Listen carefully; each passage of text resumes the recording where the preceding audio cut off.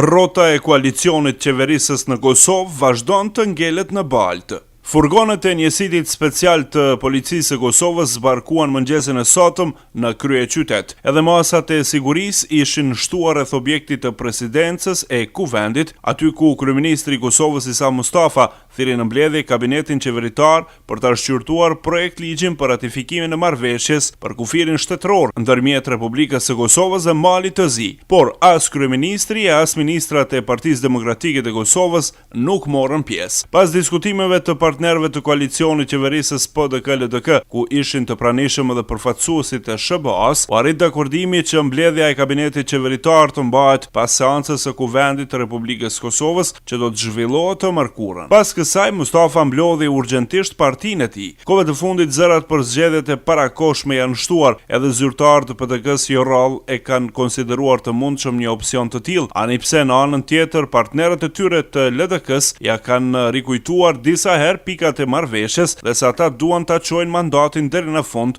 shkruan Gazeta e Re. Sipas opinionistit Agron Halitaj, PDK ka pritur që sot të krijohej momentumi për shkuarjen në zgjedhje të parakohshme dhe se tashmë kanë filluar një betejë e brendshme brenda partive. Gjithçka do të arsyetojë me mungesën e vendimarrjes nga ana e koalicionit qeverisës, por ky skenar dështoi pasi kryeministri Isa Mustafa nuk dha shenja se do të kërkojë një seancë të jashtëzakonshme për demarkacionin, por dhe për të kuptuar se ka vendosur të sfidojë paraprakisht opozitën nëse mund të marrë mbështetje për mocionin e mosbesimit ndaj qeverisë, thot ai. Sipas tij, dështimi i mbledhjes së sotme është një tregues i një betejë të brendshme brenda partive dhe i një inferioriteti të PDK-s. Me parashtim të pak deputetëve, shumica tjetër në PDK nuk mund ta mbështesë një mocion të tillë, jo pse duan të respektojnë marrëveshjen e koalicionit me LDK-n, por për shkak të zotimeve që kanë dhënë para faktorëve të jashtëm për të quar disa procese përpara. Andaj në rrethanat e krijuara nga Mustafa, mungesa e ministrave në mbledhjen e sotme të qeverisë mund të shihet si një tendencë PDK-s për t'i treguar atij se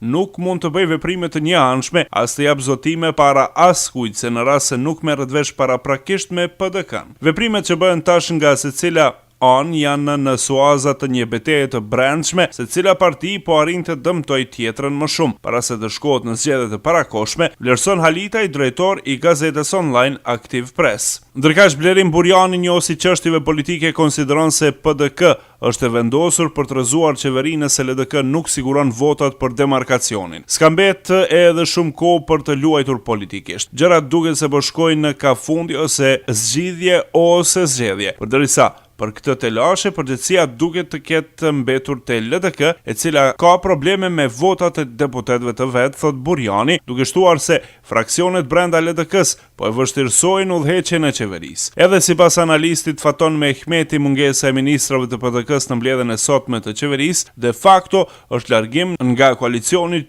që si pasojë do të ketë rënien e qeverisë. Shtyrja e mbledhjes së qeverisë për procedim të demarkacionit pas të mërkurës është loja e Isa Mustafës, i cili do ta manovrojë për të shpëtuar mocionit të opozitës, e në rast se kjo nuk ndodh, atëherë t'ia hedh fajin PDK-s se ata nuk e votuan. Përveç kësaj, Isa po mundohet që qeverisa e ardhshme t'ia lë si bar demarkacionin nëse nuk votohet. Pra e gjitha është loja e Isës, i cili tani më po e ndjen se i ka ardhur fundi në politikë, shpreh Mehmeti. Ai thekson se fati Isa Mustafës është në duart e PDK-s dhe sipas tij kjo e fundit nuk do ta lërë këtë mundësi për ta rrëzuar LDK-n. Është e natyrshme që PDK-ja nuk do i qëndronte marrëveshjes deri në fund. Ajo këtë lojë ka bërë gjithnjë, por shtyrja e procedimit për demarkacionin është tentativë për të akuzuar LDK-n si dhe t'ia lë patatën e skuqur në të ardhmen, vlerësoi Mehmeti. Për më shumë, opozita ka iniciuar një mocion për rrëzimin e qeverisë Mustafa, i cili është nënshkruar nga 42 deputet, ndërta